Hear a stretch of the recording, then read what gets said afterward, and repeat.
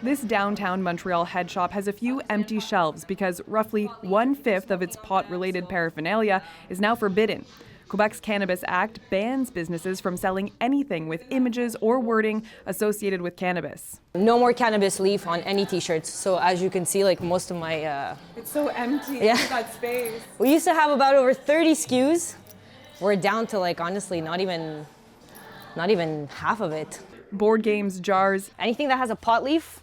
even coloring books. It doesn't matter how subtle the reference is, even the word bud could cost a business thousands of dollars in fines. I joke that Bob Marley, for example, was a reference to cannabis.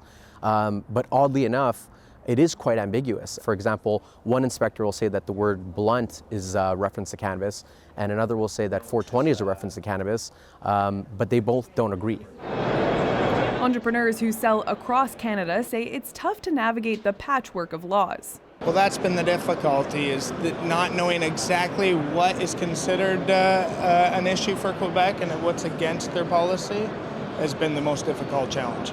I find that the rules in place here are a little bit more prominent, a little bit more strict, and so we decided to play it a little bit on the safe side, pick some more of our toned down pieces.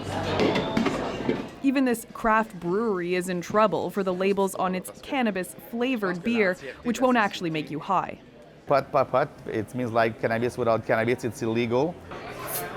Martin Guimont plans to battle it out in court. In the meantime, he's creating new labels to remove all references to cannabis, but says he could still lose as much as $100,000. So it's legal, like to come in my bar, rolling a joint, and prepare yourself to smoke on the street, and I'm not able to told you like, okay, just to let you know, I have a beer of the flavor of cannabis. The province declined to speak with us about the rule, but they may have to address it in court.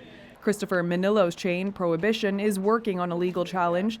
And while his company is big enough to absorb the losses, he says smaller businesses could go bankrupt if the province refuses to mellow out. Jayla Bernstein, CBC News, Montreal.